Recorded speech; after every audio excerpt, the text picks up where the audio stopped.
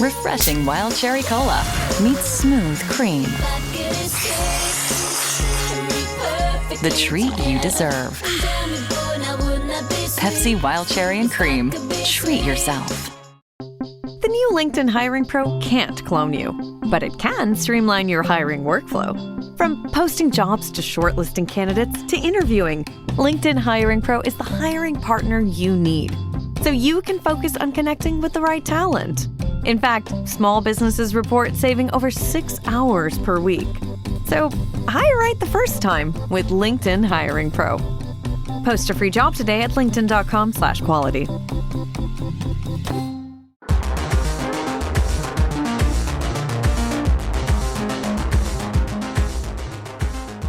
Welcome to Why We Roll, a tabletop role-playing game design podcast by the Stillfleet Studio. We're your hosts, Chris Pickett, creator of the historical fantasy game Dance Macabre, and Wythe Marshall, creator of the political sci-fi game Stillfleet. Through the show, we hope to amplify new creative voices. We chat with different indie TTRPG designers, talking through a range of questions that are pertinent to many designers, players, and GMs. We hope to showcase fresh and even challenging ideas about what makes imagination-based games so powerful. Before we introduce today's guest, a reminder. If you enjoy this episode, please consider supporting the show and all of our games over at patreon.com/Stillfleet. Okay, let's find out why we roll.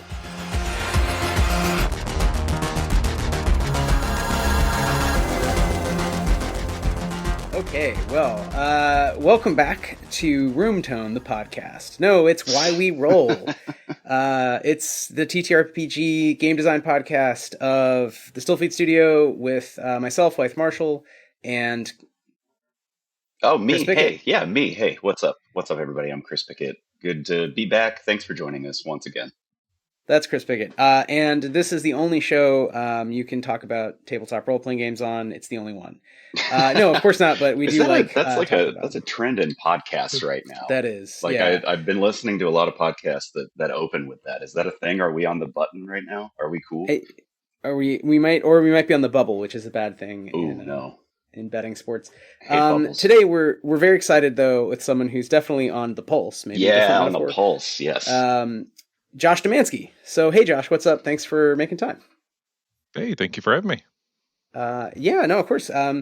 We are excited to talk to you. We were connected through Zach Cox at Soul Muppet, so shout out to Zach, in regard to Orbital Blues Month. So this is, I should say, before we talk about many other things, one of our special mini-series, our first actual series, really, properly planned out, on Orbital Blues. So we are going to talk about other games. We're really curious about your work overall, but we're here to celebrate and let people know about Orbital Blues Month, which is coming right up. It hasn't started quite yet, but starts very soon.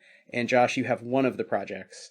There are a bunch of cool projects, a bunch of creators whose work we admire, and in general, we like sort of innovative science fiction and games that play with genre, so Orbital Blues is kind of a fun one to explore. So with that, before we get any further, Josh, do you want to kick it off by introducing yourself and your work in games a little, just let people know who you are before we dive in? Yeah, so I'm Josh Domanski. What do I describe myself as? I am a writer, a layout designer, a development editor when I have time, and occasional actual play host over on the Weekly Scroll, but I haven't been able to do that in a while because work is all-consuming. Most folk would probably recognize me from my work with Liminal Horror. That's certainly the most recognizable work that I've done, but I kind of, dabble with whatever catches my fancy in a given moment. And, this moment happens to be Orbital Blues. Well, I think that sets up nicely some of the things we're going to talk about today. You have even more games than that, but definitely want to cover Liminal Horror, Orbital Blues. And Chris, I don't know if you want to ask the traditional first question and kind of start at the beginning before we get into those deep game worlds. I would love to. So yeah, Josh, for folks who don't know you, don't know your work, all that good stuff, what we normally ask first coming in is how did you get into tabletop role playing games, and how did you kind of transition into writing adventures and modules and things for a bunch of different systems, many of which are very excellently written, and they're just good. So I've been kind of in the the nerd and dork side of things basically my entire life. But I grew up in central New York, and in a Rust Belt town. Born in the '90s, kind of grew up into the 2000s and whatnot. Um, where being a dork wasn't cool, but it was also like at least it wasn't as bad as those people who played like Dungeons and Dragons or whatever. So, I was still of the era where you'd get relentlessly bullied. It was kind of before, nerd culture became pop culture, and blah, blah, blah. So I don't think I knew a single person that played a tabletop RPG until college, maybe. It just was not a thing, at least not in the circles that I was in. And like I said, I was in the dork circle. So if I wasn't doing it, then no one was doing it in my high school and whatnot. So I went quite a long time. One, having kind of that classic misconception of what it even is, like the dudes in the basement dressing up and whatnot, whatever. There's still plenty of that, but that's not necessarily the norm here. But I was primarily into stuff like Star Wars, a lot of like science fiction, getting into, even when I was pretty young, my dad had a pretty extensive library, just like random shit for sci-fi. And so I'd read a lot of that as a kid. That was kind of my bread and butter for a while. But come to the 2000s, getting into like the 2008, 2009, 2010 period, I got really into like video games for sure. At first it was, military shooters, blah, blah, your Call of Duties, your Medal of Honors and whatnot. And then I kind of started getting into like Uncharted and BioShock and these things that are very like narrative forward. And that kind of like hit, and I was in. And so I started playing a lot of these like games at the time, stuff I had missed, a lot of like really classic things. I started getting into like the podcast side of video games and listening to the people, and then eventually learning about like who made the game. So the voice actors, the studios, and all that stuff. So this ends up leading to what is a very classic introduction to tabletop RPGs in, at least the current scene, where a lot of those voice actors, Matt Mercer, Travis Willingham, Laura Bailey, they were part of this thing called Critical Role. And it was one of those things where I'm following all this video game stuff and I keep hearing all these people talking about this thing, this Critical Role. I'm like, what the hell is that? And pretty early, I think in campaign 1 that they did, I started getting in and as a listener, and like that was basically my introduction to tabletop RPGs in real form, not just like knowing it exists. And so I was a pretty big fan for a number of years. I don't really listen to them anymore. They kind of got away from what I like from a viewer perspective over the years. And I just kind of don't have the time for 4-hour episodes anymore. But I was about like, I think like 2016 or whatever. And then at the time I was working for a job where I was the youngest person in the entire crew. So I didn't really have a whole lot of like that social interaction. And then in 2018, I joined a new company that had a whole crew of like 20 somethings that they just hired. And one of them was like, hey, I'm running D&D. You should join. I'm like, yeah, I would love to join. I've been listening to this for years now and never played. So I ended up, it was after college. It was pretty late in life that I first started. And the very first game I played, I still remember it now. It was a Halloween game. It was 10 Candles. Incredible. Like the thing is like 10 Candles is the best game you ever played the first time you play it, and then once you know its tricks, it's not necessarily it's worse. It's just a different experience once you know exactly what it's doing. Yeah, it has a different replay value. Yeah. So that was like incredible. I still remember that. This is, I don't even know how many years ago, 8 years ago now, and that was great. And then we got into, I joined a little late for this group, and they were playing 5th edition D&D. So we get in, like later on, I joined that group formally. I start playing the very first session. I play and I'm like, I don't want to be a player. I want to be a game master. And we pretty quickly kind of, that one campaign we were running wasn't really supposed to be a long thing, and it kind of fell apart. And then so I very quickly kind of stepped into it. I became a GM, ran a really bad campaign, as is the rite of passage, and then started writing better campaigns. This gets up until COVID hits. Basically, the week of the lockdown is the week that my in-person group fell apart. We didn't really survive the transition to digital at that time. And we were having a little trouble with scheduling anyway. We all worked for the same company, but we all had sort of different roles. So our availability to play was kind of varied, and it wasn't a consistent thing that we could do. So the pandemic hit, and we all just kind of like weren't really feeling it. Um, I had started to get into a lot more other games. The group that I was playing was already doing a bunch of stuff. We did like Monster of the Week, we did Dungeon World, we did Quiet Year, we did For the Queen, just all these things on top of like the D&D campaign that we were running. And so it always had this really varied introduction to it. And then once the pandemic hit, I was basically just kind of started running digital games where every week I would do something. It would be at first I was running Cypher System. I did that for like 3 months, where I think it was Tuesday night at the time, I would run a different one shot with anybody I could grab from one of the Discord servers. And just new thing every week, just whatever, just kind of running whatever. Met a ton of people, started really liking games, getting really good at GMing. During this time, the I had been paying attention to Mothership in the background. I hadn't really played Mothership at that point yet, but the community had put together in 2020, early 2020, the Dissonant Whispers Adventure Anthology book.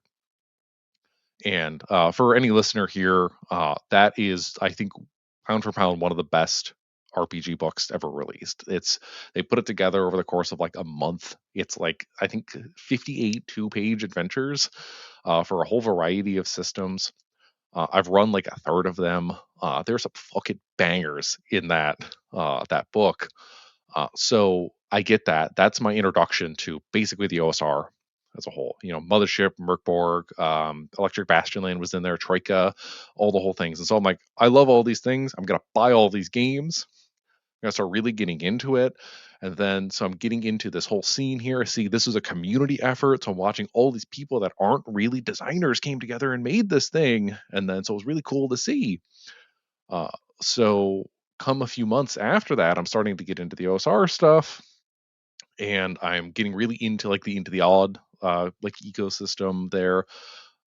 Chris McDowell, the writer of Into the Odd and Electric Bastion Land, he starts putting out these videos where he's talking about how to like set up Electric Bastion Land, and he's using this program, Affinity Designer at the time. And he's drawing all these maps and stuff for it. I'm like, that's really cool. I want to do that for my games. So I get Affinity Designer, and then I'm like, I'm going to start making my own stuff. And so, like within like weeks after that, I put out some terrible thing for Merkborg, and then I started following it up with a bunch of pamphlets and stuff, and that kind of spiraled out.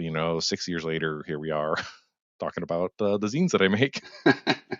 Excellent. I mean, wow, there's a lot to get into there. But first and foremost, always good to meet a fellow affinity enjoyer. Always, Sure. tip of the hat to you.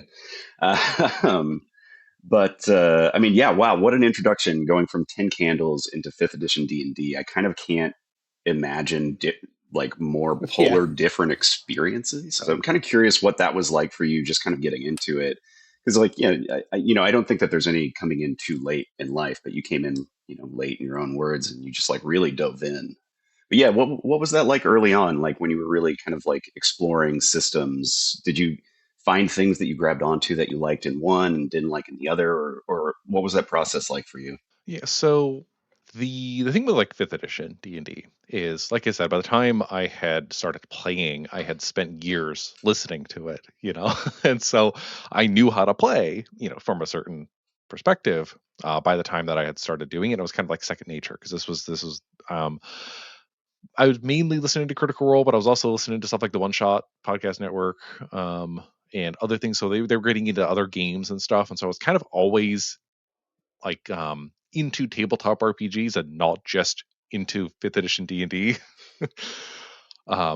But it wasn't really ever like the math or the character builds or anything that particularly interested me. And I found out pretty quickly that I don't really like fantasy role playing all that much either. And so with 5th edition, when I ran my own little campaign from it, it was basically like a Dune ripoff, but with like elves and dwarves and stuff. And again, it was bad. It was terrible. I made a lot of mistakes, and so, but it was a learning opportunity. Whatever. Yeah, that's what those first sessions are for, right? It's like, yeah, you don't know what you're doing. But with 10 Candles, it was basically all improv, and I I hadn't done much in the way of like role playing at that point. I wasn't, doing like forum role playing or anything like that, but I feel like I was mentally prepared for it by having already been kind of in the ecosystem. And the players that I had in that home group were incredible. Just willing to kind of go for it, especially with like the 10 candles perspective. So having a group that is all like bought in and ready for it, and joining into that was always like really, really great, as a first starter. And then when we got into the fifth edition, it was a lot of, like jackassery and goofing around. So we weren't really rolling dice all that often. Yeah, totally. I mean, I also feel like we've talked a lot on this show about different arcs and ways into becoming a game designer, and one is the sort of perma GM, and a lot of people do start with D&D, and sometimes in childhood or later. And another, I think, is that revelation, the aha of like beyond D&D. But something, just to connect the dots there, because we talk a lot about genre, but it's interesting how you're also talking about playing with genre. And I think those things go together. So like D&D does tend, and games like it tend to really focus on fantasy. And when you start playing with games that have modern themes or like adult themes, not meaning like sexy, but just like more relevant to like a person with a job, a day job, paying bills. Like I think a lot of that to me is not even about what mechanics. It's just like, oh yeah, that's a whole world to explore and make games about that doesn't involve like dwarves and centaurs and stuff. And then definitely 10 Candles is a pretty mind-blowing like mechanic to sort of start with for like, okay, how would that work? So it's kind of fun to hear you mention some of these background elements, thinking about having just read some of your recent work, because again, you're pretty prolific, I will say, of the folks who have on the show. So I don't know if that's a good segue into like horror, but I think of I guess I encountered your work through Liminal Horror and thought, you're someone who's thinking a lot about different kinds of spooky and or chilling, thrilling, and or philosophically interesting, like the Dorian Gray game, right? Like these narratives that play with kind of self and threats to the self in different ways, not like in a combat D&D sense.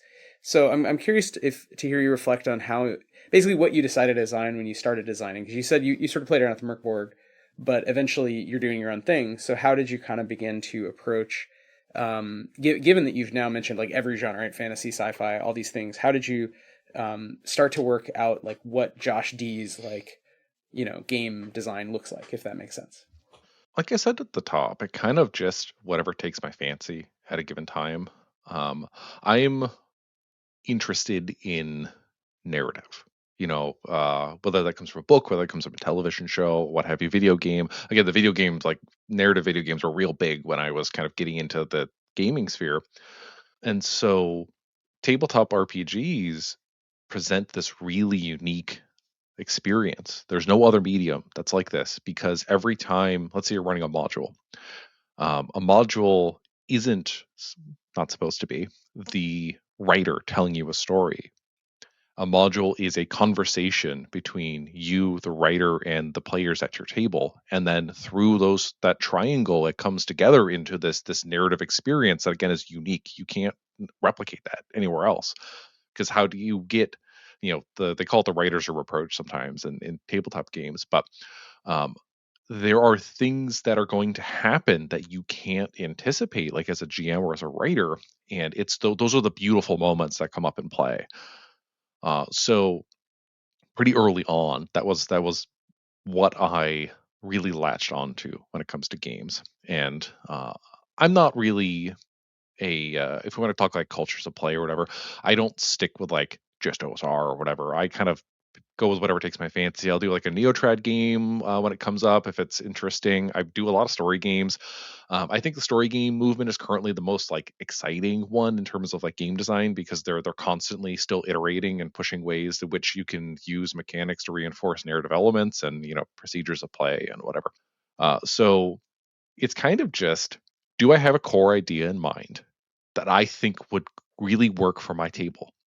And I think that's kind of the core experience of it. I still run games every week. And if I was not running games, I wouldn't be writing games. So I've been with the same, para players for the last almost 6 years now, because the group I'm currently with got together about 6 months into COVID. But I run an open table server, and I have 2 consistent players that are there basically every week, and then I have like 20 people that kind of filter in and out depending on whatever I'm running. And so one, it's like, what are the people at my table going to like? What am I going to like to run? What do I think is going to entertain myself? And that's what I start writing. That's where I kind of go from. The second part is I like the adventure as allegory. Like, I really like the adventure as allegory angle.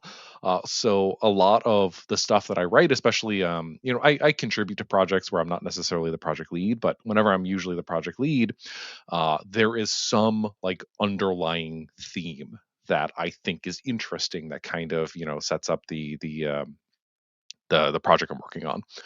So if we talk about the early stuff that I worked on, in terms of like zine level, not just like the pamphlets and small things, there was a level 0 funnel for old school essentials that I helped out one called Tangled, where Tangled is a dungeon crawl. You walk in and it's a plant monster that you have to kind of fight in the end.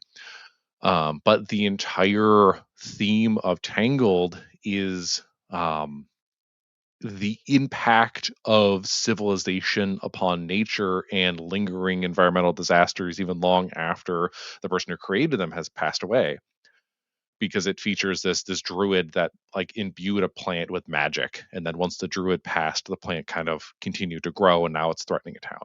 So it's nature has been perverted by the interaction of, I'm guessing, mankind, even if it was like an elf or whatnot.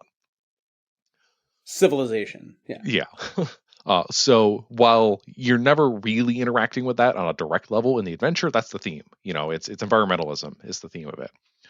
Then we get into the Bureau for Liminal Horror, which is the second kind of big zine that I worked on, and the Bureau is heavily inspired by the video game Control, and it wears it on its sleeve. I would never deny that. But the entire theme with the Bureau is when you play Control, it is power fantasy.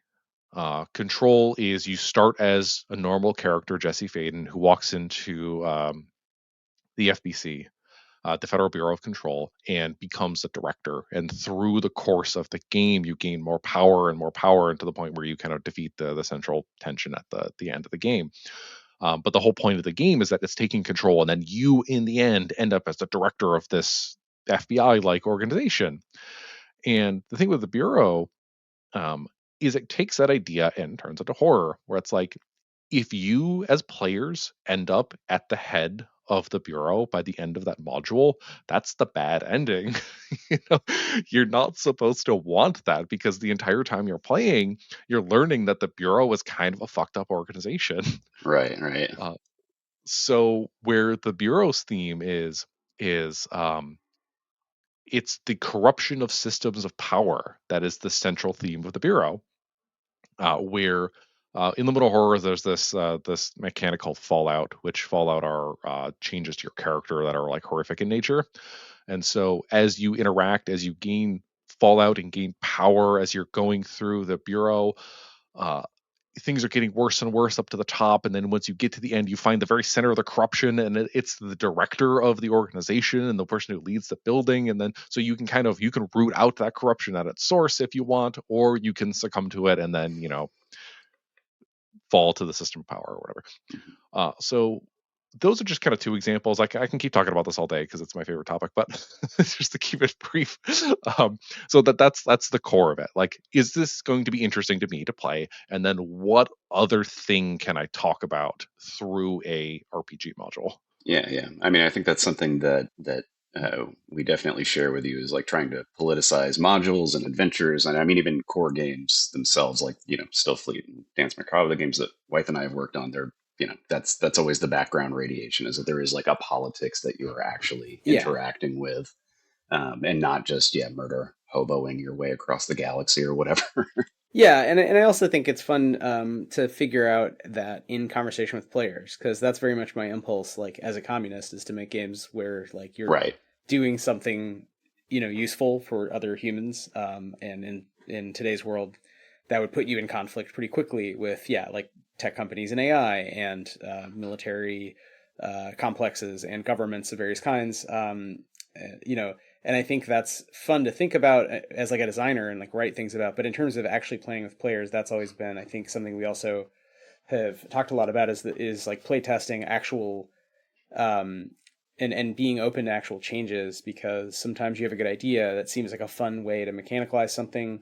And maybe it's also just for me, like, it's funny you brought up story games, because I feel like that's a space that I'm a little bit skeptical of, but obviously it does have a lot of energy. To your point, there's a lot of cool innovation, and so maybe it's just like a matter of trying it out more, to get used to it, in the same way that if you're used to designing mechanics around adventuresome dice rolling, you kind of know more or less how to sort of steer the ship.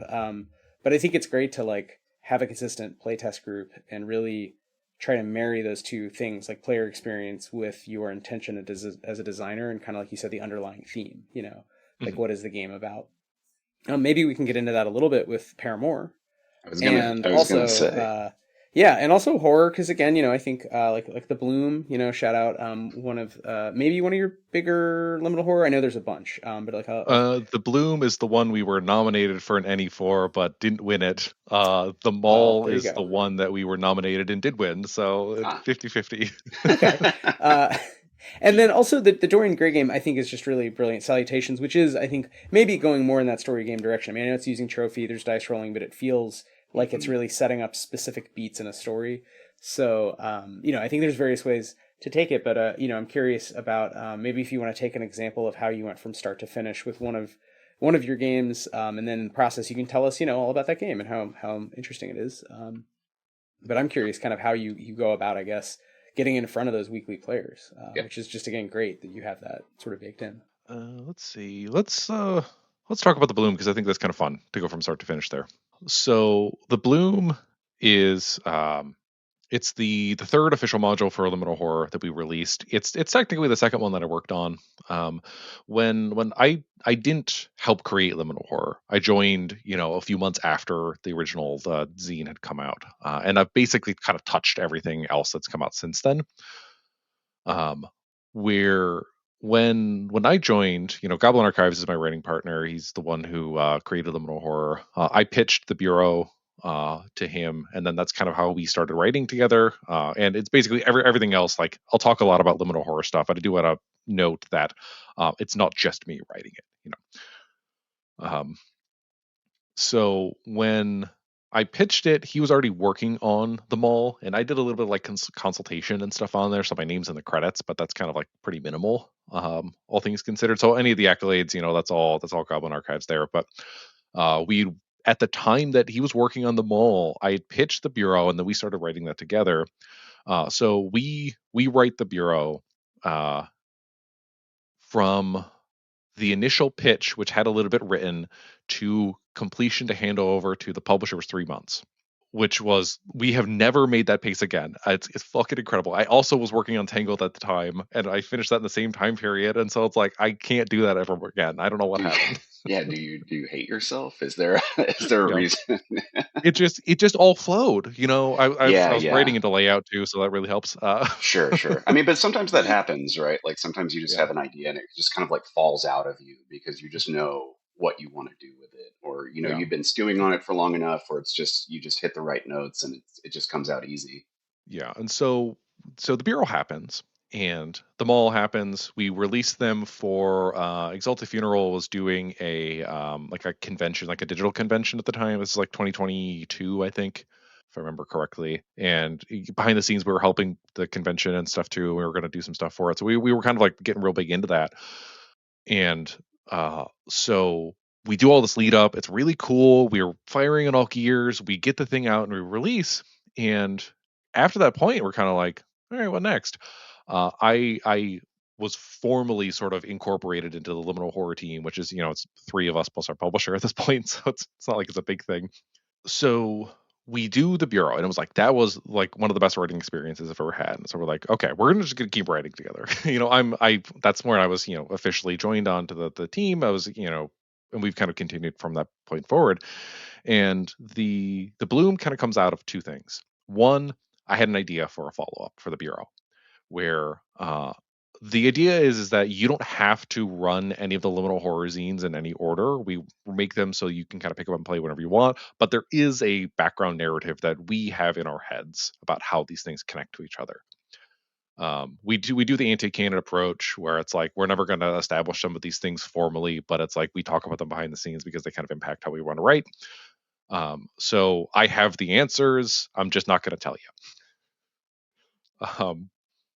So I had this idea for the Bloom about kind of following it up. But the looking at what we had for Liminal Horror already, we had the Mall, which is very much like well, there's two ways to play it, and the way I like is that it's a really big like faction heavy game where you're not necessarily doing a lot of exploration in the mall. You're doing a lot of like fighting for resources, and you can't really trust that the people you're interacting with have good intentions in mind. So it's a big faction play. And then the Bureau was dungeon crawl. Very much, I call it a mega dungeon, but that's arguable. It's like 5 floors, whatever. So we have factions, we have dungeon. Let's do sandbox.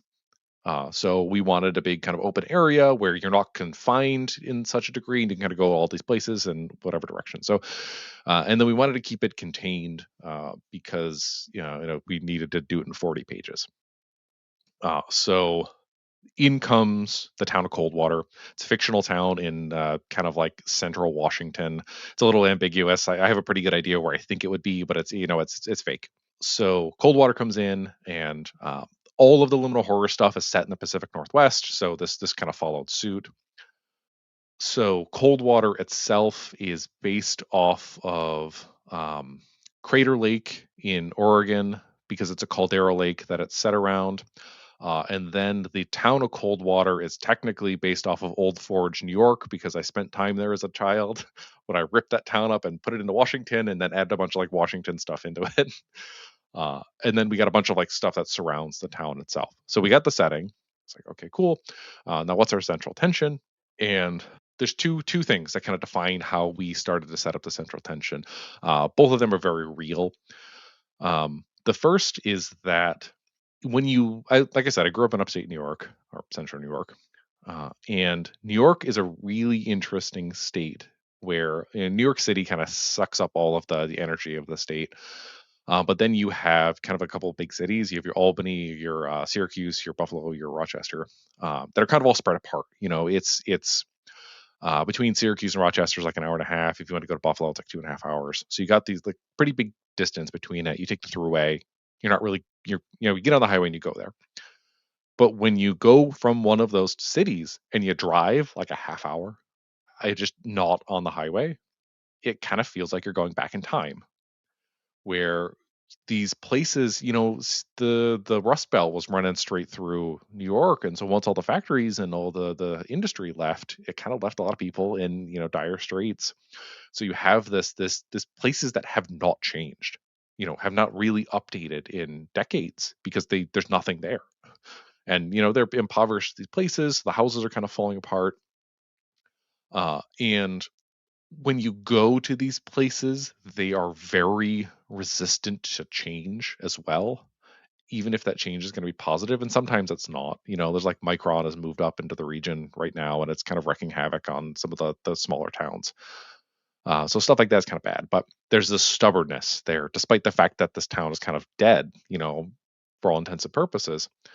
And so the idea of the Bloom stems from that, where there are a bunch of people who live in this town of Coldwater who do not want Coldwater to change and have this idealized vision of what they think Coldwater is, despite the fact that it has never been that.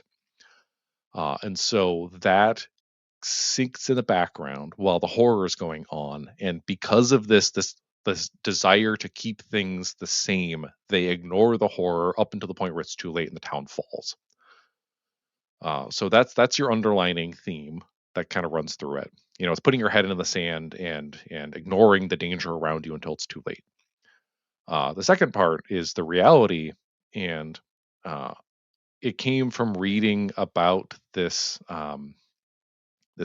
periodical that I was reading at the time, where the single largest living organism on the planet is not a blue whale. It is a giant cluster of fungus beneath the national forest in northern Oregon. They call it the humongous fungus. It's like, I think it's like 2 square miles of fungus beneath the ground. That is one organism. It's this huge thing. And the problem is you can't really kill it and it's like it's a type of parasitic fungus. It kills trees. It causes rot or whatever. It's somewhat stable, at least the big one, but it can cause a lot of problems if you introduce it into the wrong ecosystem. And if there are spores that come from this fungus that kind of get into your wood, get into anything, they can live forever, basically. It's very hard to kill. So you can't get rid of this fungus short of burning the forest down if you want to. And that's the thing. If you notice the root rot or whatever from this fungus, you got to clear cut anything like 50 feet or else it's going to spread. And so that's like terrifying, in like a real way where that it's thankfully it's fairly benign. Like this massive organism isn't like wreaking havoc in that forest there. It's just kind of doing its own thing for now. But what if it wasn't? What if something happened? And we kind of take that reality and then add the fantasy or the paranatural, whatever you want to it, and that's where the bloom comes from, where there was this fungal cluster living beneath the town of Coldwater. It was fairly benign, and then something happens. We think we have a pretty good idea what that something is. We very intentionally don't talk about what the something is in the module. And so something happens, the fungus mutates, and then it kind of starts doing the cordyceps thing where it begins infecting people and turning them into zombies and whatnot, and then that whole thing is now spreading throughout and underneath Coldwater up to the point where the town falls. Yeah, and it's great that then again I think these are just things to underline for people who may be listening with some interest in module design. But in creating a sandbox, you also have this tension, and then you've broken it up in a very digestible, well-written sandbox. But it's like animating that are the things you just described about sort of a nightmare version of the humongous fungus that's just pushed a little into what I think of as science fiction, right? The science fictionality is coming from a real thing that you're just like giving a little shove into horror. And it could, maybe it could be one day that it's a little bit like Last of Us, right? And Right. other narratives that take that same approach of, okay, there's all kinds of parasitic fungi, and they have different means of adapting to a rapidly changing world. As the world changes more and more rapidly, who knows, who's to say, that one of these things isn't going to sort of pop off and create sort of hosts, right? Like sort of fungal zombies. And then the sandbox approach is great because, yeah, you're drawing on real inspiration, places you've lived, places you're interested in. But again, breaking it up and making it really for a player and GM. So there's not, this is a very light, it's 48 pages. So it's, as zines go, it's pretty full, but it's very light. It's not, it doesn't have like long descriptions of your childhood or something, right? It has like lots of useful lists, beats to walk through, NPCs, locations, things you'd want from a sandbox. And so I think for a horror mystery, like it's a great setting. Yeah, we refer to it as we call it a module, whatever, and we mean that in more of like the classic sense where it's a modular toolkit, where it's like we have got a bunch of play experience, so I know this is a thing. Someone can take the bloom and run it, and it's going to be totally different experience than what happens at my table, what happens at your table, what have you, because there's that conversation going on that I talked about, where we give you the toolkit, we give you the framework to set this up, and then what happens is what happens. You kind of got to figure it out yourself from there. No, I love that, and this is very much the approach. We just published digitally, and it's going off to the printer, but this big mega dungeon underneath France in medieval times in a zombie apocalypse, and it's the same thing. If there's not one right way to play it, there's like a bunch of possible quests that are related to different factions who want different things that require you to go into the tunnels that have been dug out, into the quarries. So I think it's fun. It's a fun approach, whatever the word you use for it, but kind of to think of a setting that you're inspired by, and then, okay, how do I break that up and make it useful for other GMs, right? Do you want to walk us through, because you were saying kind of beginning to end with the bloom, just to round that out, anything about how it came out, what made it so successful for you, as a module, and something that you've seen other people pick up and use? Any tips, things like that you want to sort of shout out? So in terms of framework, I have to shout out Desert Moon of Karth. That was by Joel Hines for Mothership. It's one of the early like third-party darlings for Mothership. That was like that's paved the way for the bloom. Where I read it, I haven't run Desert Moon of Karth, unfortunately. I didn't. It wasn't going to fit into kind of like how I was running my table when I got it. It probably still doesn't really fit. But from a module perspective, it's great. How it sets up its sandbox. It does like a point crawl. It does a lot of factions and stuff. So we took a lot of inspiration from that, using that as a basis. But the rest of it is it's all based in the logic of how a town like this exists. You have the town as the central point. You have a campground for tourism. You have the lake because, Coldwater Lake has to be kind of a big feature of itself. So that gets its own little portion in the text. And then there's the underlying communities that surround the town, the houses and whatnot, the trailer parks or what have you. And again, all of this is very much inspired by, Old Forge, New York. And if you go look at Old Forge and you go look at Coldwater, you're going to find a lot of similarities, and that's kind of intentional because I took a real community and then made a module about it, and then twisted it into fantasy. But so the framework there is reality. You have all these places, and then you have to decide what's going to be fun for play, because I don't need to detail every single house in a neighborhood because it's like that's not really important to the horror that's going on. So we pick a few locations that have things going on that are going to be interesting. So we have like the Heinz Farm, I think is one of the ones that's a kind of a key one to the mystery there. And we need to then figure out ways in which to draw the players to these locations by design. So Heinz Farm is a producer of blueberries, which is a crop in the region here. So Heinz Farm becomes important, and it starts to draw clues. It starts to point you in that direction because when you arrive in Coldwater, the Blueberry Fest is going on. And the Blueberry Fest is based off of this festival. I think it's there's a special berry around here that I completely forgot the name of. But there is a festival in a small town in northern Oregon that I based the Blueberry Fest off of. So kind of like using it again, using reality to influence it. So the Blueberry Fest is happening, and they don't have blueberries in the quantity that they want because something happened at the Heinz Farm. So you've got location that we set up that has mystery at it. You have clues that are going to point to that direction because you're there for this festival and something's off about the festival. So go explore. Then you get clues there. Then you're going to start drawing you in other directions, what have you. So it's really about finding that connective tissue. We can't just throw down a bunch of shit on the map. It has to have a reason to be there because we have 40 pages to do this.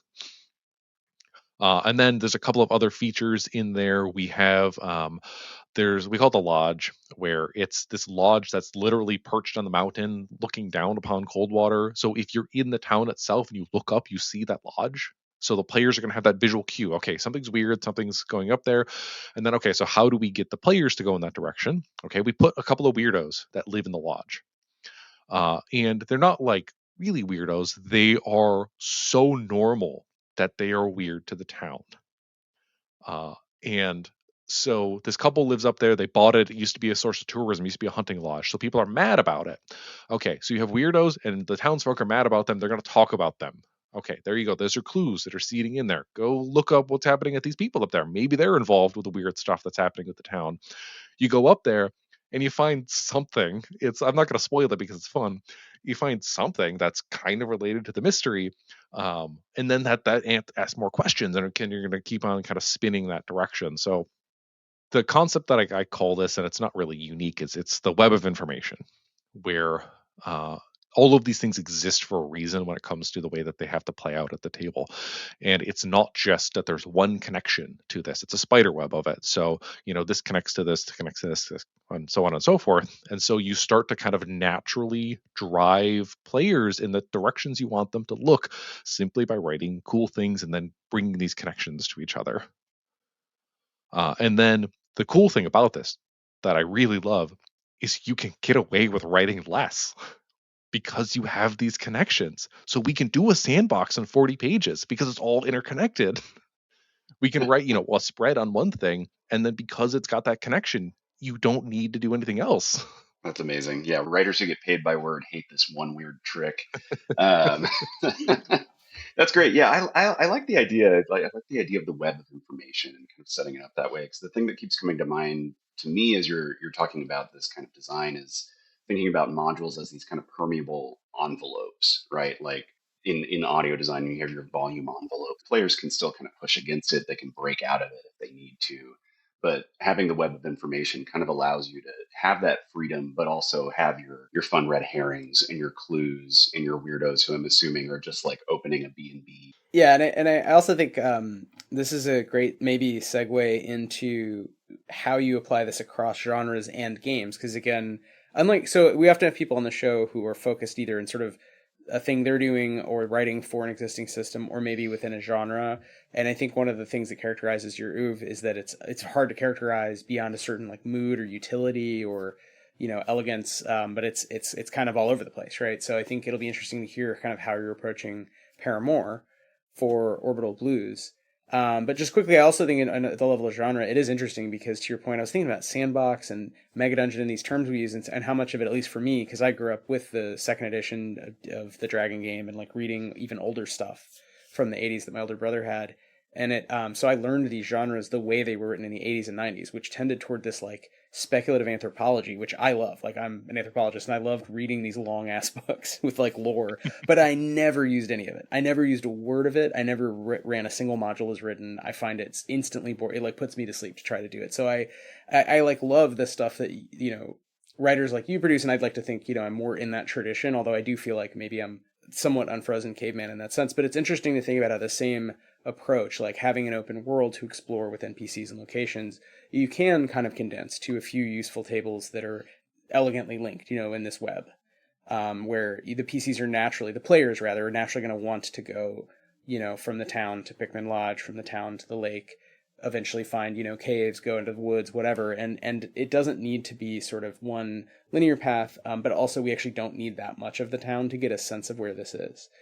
So I think that is an interesting balancing act and a good way to approach it, especially maybe for designers who are like, you know, not as committed to writing hundreds of pages and they want to write a zine. So it's really cool. I think the Bloom is a good example of that. And you know, again, it's you even have rules actually for multiple other systems. So it is a liminal horror game, but you have these other conversions. So it definitely feels like you're thinking, you know, capaciously from that inciting kernel of like, okay, weird town, kind of upstate New York, rural Oregon, like what are some cool things I want to pull out?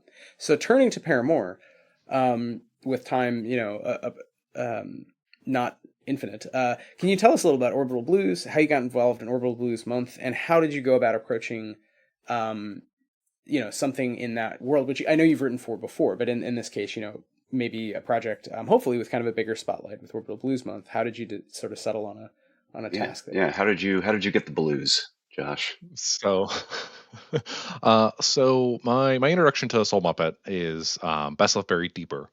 This is when they took their, you know, Best Left Buried system. It was their flagship at the time, and it was across 3 books. They did a Kickstarter, which condensed it into the deeper book, you know, the current version of it. And I think they changed some rules and stuff like that. Best Left Buried itself was a like a hacker iteration of Maze Rats. I think that's kind of how I found out about it as well. I don't really love Maze Rats, to be honest, but I do really like Best Left Buried. If that kind of makes sense. Oh, I know about Maze Rats because it wasn't Into the Odd Hack, and so there you go. There's my connection. Yeah. No, I think that makes sense. I mean, it's a permutation on it. Of course, there's going to be additions and things that are, you know, like changed and you know, adjusted for taste. So I don't think that's weird at all, actually, to like not really love. I also don't like Maze Rats, but I kind of love Knave in a weird way. Like it's like tiny differences, but it makes a world of difference to me. Right. So Best Left Buried is great because it's, you know, this is one of those true underrated hidden gems or whatever. Best Left Buried has some fucking incredible modules for it. Soul Muppet always knows how to hire good writers when it comes to it. They call, I think it's Behind Closed Doors. I think that's what it's called. The one by Luke Gehring is the best Warhammer adventure written for a system that's not Warhammer. And so that's kind of like getting into this ecosystem, and then like, okay, I like Best Left Buried. I like all these books. I immediately know I'm going to like what Soul Muppet is doing, kind of no matter what. So a little while afterwards, they crowdfund Orbital Blues. I still have my Kickstarter exclusive copy. It's an alternate cover. So Orbital Blues is a iteration of the Soul Muppet core system. I don't know if they have a proper name for it, but it's the one that they use for Best Left Buried. They take it and they kind of spin it into Orbital Blues. And this hit me like a fucking truck, and it was just the right time. I was getting into story games. I was into the OSR, and Orbital Blues is a OSR framework with story game elements bolted onto it. And so it's like, that was a match made in heaven for me. And, you know, as a triple threat, it's, it's not Cowboy Bebop the RPG, but it's probably about as close as you can get to it. And Cowboy Bebop is one of my favorite pieces of media in existence. And so trifecta, Yeah. coming in. I mean, it's such a powerful piece of media, really. I mean, I said to Zach when we were interviewing them the other week that like you can't see even a still from that show without Tank, like the first sting of Tank just like hitting you like a brick in the face. Yeah, true. Yeah. And then so beyond Sam Selini and Zach, who are, the writers for Orbital Blues, kind of getting that initial impression, the book is like one of the best RPG teams that's ever been assembled. You have Jared Sinclair, who's doing editing, Josh Clark was doing art, and Lone Archivist on layout. And it's like, this book is something special. I have some gripes with it, here and there, because I'm never going to love everything about a book. But again, this was so right for me right at the time, and it still is now. I call myself the internet's biggest Orbital Blues fan, mainly because I think it's funny. But I'm constantly fucking talking about this game. You're the internet's only Orbital Blues fan. There are some of us. Well, we're the only games podcast. You're the only Orbital Blues fan. That's Yeah. That was not a dig. To be no, clear. not a dig at all. No, yeah. Please. Obviously, there's millions of fans of Orbital Blues. Yeah. But right. if you go on Reddit and you see somebody talk about Orbital Blues, it's probably me. I mean, that's good. You gotta cheer for the home team, right? Yeah. So Orbital Blues comes out. Like I said, it hits me like a truck. And so every year since Orbital Blues has come out, I run a campaign. And what I do is I really, really love this system for episodic campaigns, where I run it like Cowboy Bebop, where we do 4 to 6 sessions. Each is basically a one shot, and then by the end of it, I connect them all in some manner, and we have a finale. And again, I run like one shots and stuff with it occasionally too, but this is like my core group. I'll do this with once a year. And so we did the Sutler system that was in the book. We did My Secret Weapon, which is taking old West End Games Star Wars RPG modules from the first few years they released specifically, and then using those in Orbital Blues and getting rid of the aliens. Some of the best sessions I've ever had have been doing that. So go look at some of those old one shots that Western Games put out, because they got some gas to them. And then I did All That Glitters for one of them, and I kind of split that up into a bunch of like different segments rather than trying to run it as like a module. And then I did Rogue Anthems is the most kind of recent one that I did, where Rogue Anthem is a collection of like 12 pamphlets. I think I ran 6 of them or something like that. But like I said, every year I'm doing this thing. And that kind of gets me into writing my own. I wrote Starfall a few years ago. Starfall at the time, I think, was the second third-party Orbital Blues adventure that had gone out, something like that, maybe first even. There weren't a whole lot of them either way at that time. And Starfall was just a quick little like 2-week project, I think, for me. It's not like it's something that flies off the shelves or anything like that. And it's only been digital because it's like 12 pages. But Starfall, I try and run some holiday themed thing every year, just because I think it's kind of funny to do it, sometime that December, January period of time. And so a few years ago, I wanted to do Orbital Blues Holiday Edition because I wanted Sad Holiday. And so the basis for Starfall was, I think it's Anne McCaffery is the name of the author, who did the Dragonriders of Pern series. Yeah, that's what, Anne McCaffery. Yeah, it's Anne. That's good old Anne. I love I those haven't covers. I haven't read Dragonriders of Pern. No, I've read a single book from that series, and it was the prequel that was written like years after the original. And I didn't realize at the time. There's like 30 of them, right? There's a lot. There's a lot of them. Yeah. And so the prequel was a science fiction book, which is really great. And that's what I was reading when I was a kid. And it left this really big impression on me, where the whole thing is like it sets up the central tension there, where they need to breed dragons because there's like weird shit raining from the sky. But it's that the planet drags itself through an Oort cloud that picks up these weird organisms and rains them down onto the planet, and it's gonna like kill people. So they breed dragons about it. That's pretty sick. I'm actually kind of on board for Pern right now. That book is great.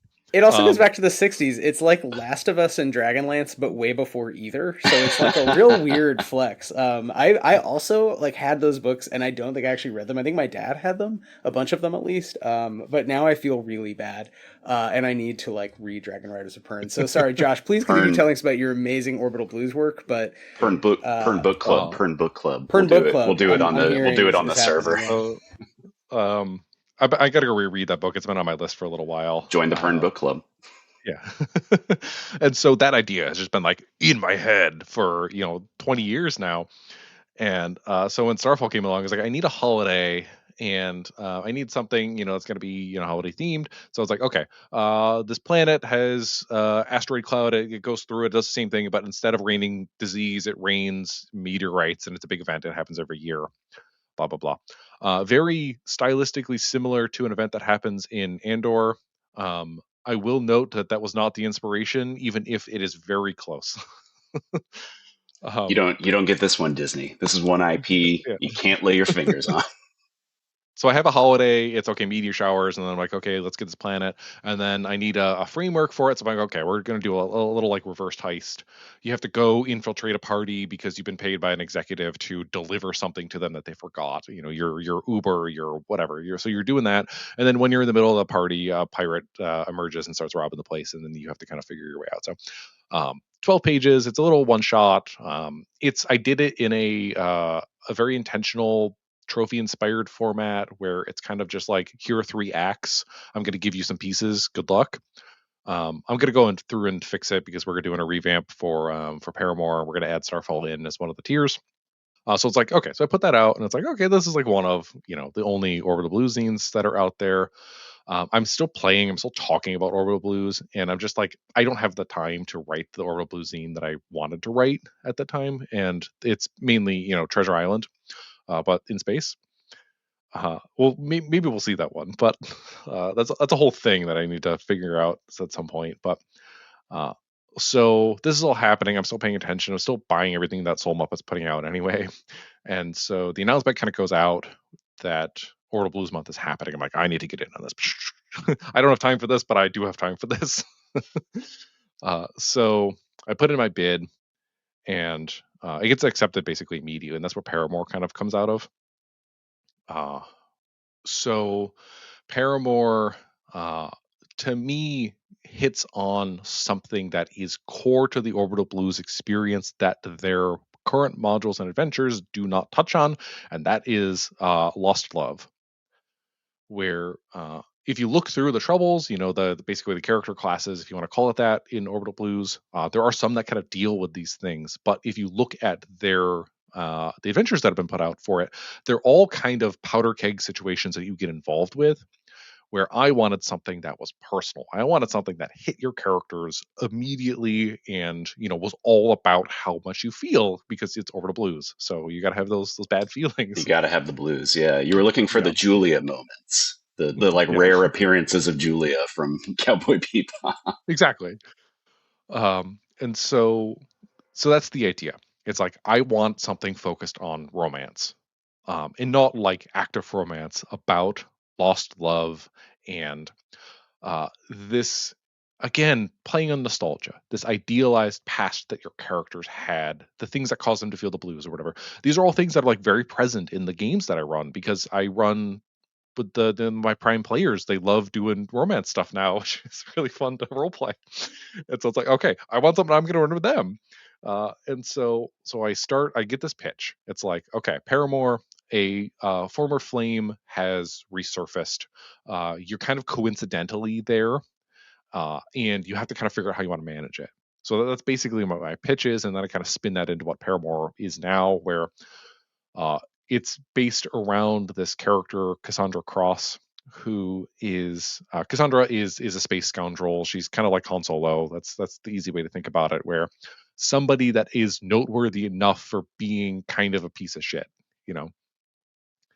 and someone of your crew, your Orbital Blues crew, used to be in a relationship of some form with Cassandra Cross at some unspecified time period back in the day. What I do here is we introduce 3 new troubles into the zine here. And the intention here is very much focus on the drama, where one of the requirements of the module is like, hey, one of you has to take this new trouble, even if it's just for the arc. You can ignore your other one, just take this for now. That's how we spin it in. And then we've got 2 more that are like, if you think you want to add to the interesting dynamics, have them take that as well.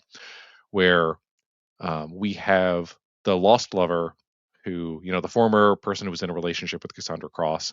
The other is, I forgot the titles I gave all these things, but the other one is somebody who used to work with Cassandra Cross and got screwed over at some point. So another relationship, maybe they're connected to, the other player character, but we don't know at this point.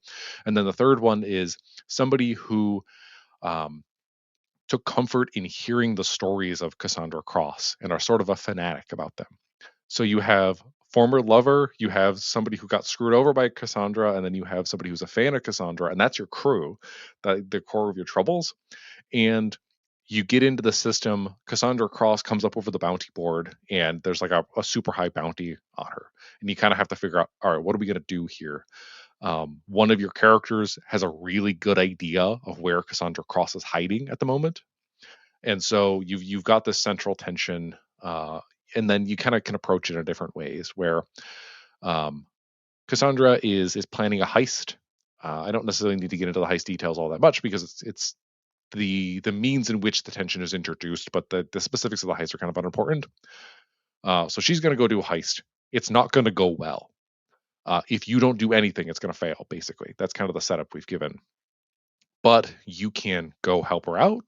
You can go and try and collect the bounty on Cassandra Cross. Get back at her for, leaving you at the altar or whatever. Or you can just kind of like screw around and make a big mess of it.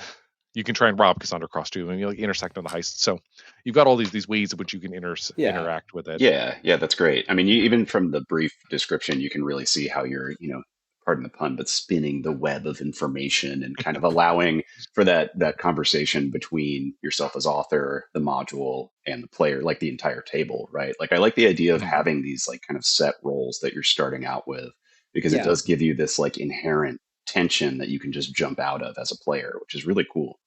It also works really cinematically nicely, I think, as a GM and with players who can go on that journey as well. Because I think unlike great novels, which require like stream of consciousness and like really inhabiting someone else's head, games function much more like listening to a song or watching a dope action movie, where the logic can kind of be picked up and like dropped off, and then you pick back up a refrain. And I think if you watch like the Fast Furious movies or the Ocean movies or even the Coen Brothers extended cinematic universe, there's sort of touchstones. There's things that get picked up, leitmotifs that we're reminded of, and then they're just dropped off. So like The Rock's character is always, I think in all of the things he's in, it's written into his writer, like, I'm a great dad. And like, it doesn't really matter until suddenly it like, okay, let's have the terrorist kidnap his daughter. So there's sort of these buttons you can hit as a GM. And I think that's really great that Orbital Blues does this in general. And it's a story game element that I'd like to port in more to our adventure games, of like giving GMs those hooks, and GMs and players, right? Giving players rather the hooks to tell the GM, hey, this is a button you can press. Here's how it works. And then as you're saying, Josh, you can work it into kind of the sandbox or the module, where, okay, the lost lover, and do we care about that every episode? Maybe not, but like this episode, it really matters, right? That, Michelle Rodriguez dated someone before she met Vin Diesel, and it's like, and suddenly that's the plot. Pardon the incredibly stupid analogy, but I love those movies. So I do think it's a cool example of the design you were talking about with Liminal Horror. You're bringing it into a game you really like, Orbital Blues. I mean, obviously you like both those games, but since you said you're the number one fan. So that's very cool. I look forward to reading Paramour and messing around with a lot of the output of Orbital Blues Month. We are right out about time. So I wanted to give both Chris and Josh especially a chance, if you guys have any last deep thoughts or questions. Chris, if you have any final questions, and Josh, if there's anything else you wanted to add before we do our plugs. Real quick to interject. Yeah, go for it. I just want to talk about Project Team here, because I think it's important to shout out. It's not just me doing Paramour. Yes, for sure.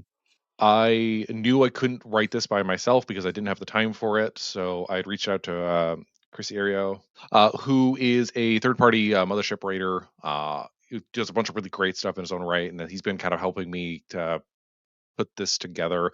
He's doing a lot of like the setting details where I'm doing a lot of like the setup. And so it's a really, really good partnership there. We've got Sam Lee on as editor, who is a very good writer in their own right. And Lur Noise is our artist, who has done some fucking incredible work. So we got a couple of preview images up, especially if you can follow the page, you'll see our cover. I'm really excited about kind of like this team that we've assembled here, and I think it's going to be something special. Is the team name Vaulted Pyramid? Should we shout out Vaulted Pyramid specifically? No. Vaulted Pyramid is my fake company. I see. I gotcha. So yeah. Well, we should still shout it out, even if it's just you. Yeah, it's my design imprint technically, but I need to self-incorporate, and it's also a fictional company that exists in some of the stuff that I write because I think that's funny. Yeah, I love that. So Vaulted Pyramid will eventually be like a proper publishing imprint at some point. It's just I haven't launched that officially, so you'll see it marked all over the place. It's just not a real thing yet. That sounds real to me, personally. Well, very cool. We'd be happy to vault into your pyramid, or you can vault however that works. But yeah, it'd be cool to work together, Josh, sometime, given you are very prolific and so good and adept at working across systems. I think we're basically out of time for this conversation, so we didn't get to talk about Dorian Gray. So we'll just have to have you back on for a spooky episode maybe, and we can talk dive a little more into sort of horror and story games, maybe in the year ahead. We should start planning spooky season now. We should, yeah. That's also shout out +1 Experience. So big ups for publishing. Salutations, Mr. Gray is the name of the game, I should say. So when the CIA transcribes this at taxpayer expense, they're like, "Ooh, I'm going to order that from Tony." Not enough people have bought this. Might be the best thing I've ever written. So it's very good. It's very short. It's very good. Standalone game, very cool. Very different take on like kind of a heist vibe also, which I love. I think it's one of the best, if not the best genre of activity sort of structure for narratives and TTRPGs. Subgenre. Before we do just randomly hit the red button and end the stream, Josh, where can folks find you /Vaulted Pyramid to be incorporated, and all the work by you and the teams you work with, because you are taking this kind of Paul Erdos approach and MF Doom approach of working with lots and lots of people. So shout out anywhere. I will plug in the URLs later, but if you want to say verbally out loud anything, handles, URLs. We should have done a bit.ly or condensed version for the Backerkit for Paramore, but I did not think that far ahead. So go look up Paramore Backerkit, and hopefully you'll find it. That's the big one. we need followers. Well, we'll definitely have links in the description below. So yeah, please hit those links. Check out Paramore, and then where else can we find you, Josh? So elsewhere, it's really just kind of like itch.io and Blue Sky are the kind of the big ones here. On both, I go by Unenthuser, which is unenthusiastic user smashed into one. Should be easy enough to find. It just sounds like a Pixies song, honestly. So I'm still pretty active on Blue Sky. You'll find me there if you want to chat about stuff. But the more important one is like if you really want to talk, go to the Liminal Horror Discord server, because I'm an admin there, so I'm running there and I'm on there every day. That's where you'll find me if you don't want to talk about Liminal Horror specifically. The easy way to find anything Liminal Horror, anything me related, is because that's my biggest thing, is liminalhorrorrpg.com. It'll take you right there. That's got all of our links to all the stuff there. Again, join the Discord server. You'll find us. Come talk about it. I float around other Discord servers, but not nearly with the frequency in which the one that I help run. So that's the big one. Well, very cool. Well, thank you so much, Josh, for hanging out. And folks can find, all those links in our episode notes. Yep. And if you want to get in touch with us or talk about the show, you can head on over to the Stillfleet Studio Discord server, which similarly is really the only Discord server I have a ton of time to participate in. It's the only one I care about. Servers. There's so many good ones in the OSR and NSR and whatever we're in now.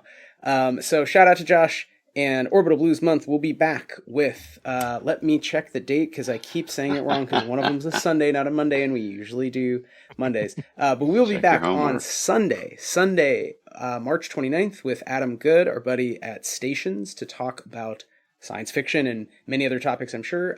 Usual time, 7 p.m. Eastern. And we will be back the very next night with Wes Franks from +1 Experience, and come on in to talk about F Infinity.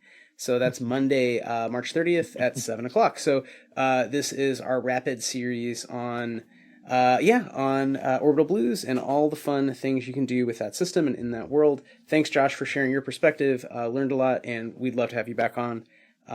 Everyone have a great night. Absolutely. Yeah. Thanks everybody for tuning in. Here's wishing you an Orbital Blues Christmas. I had to get that in. I'm so sorry. Thanks for listening to Why We Roll. Our theme music is by the brilliant Sam Tyndall and Arpline. If you enjoyed the show, please subscribe wherever you get your podcasts. You can find us on all social media at Stillfleet. You can find out more about Danse Macabre, Stillfleet, and all of our games over at stillfleet.com.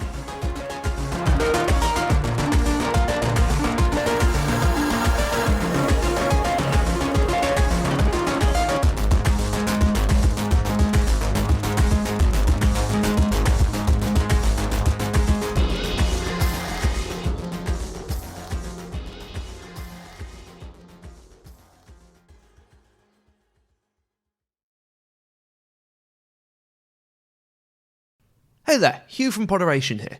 If you like today's show, why not have a listen to Board Gamers Anonymous, one of the longest running board game podcasts out there. Join Anthony and Chris every week as they discuss everything in the board game world, from card games to miniature games and more. They talk about some of their favourites and hopefully help you find your next ones. If you want to check the show out, you can find more information at poderation.com.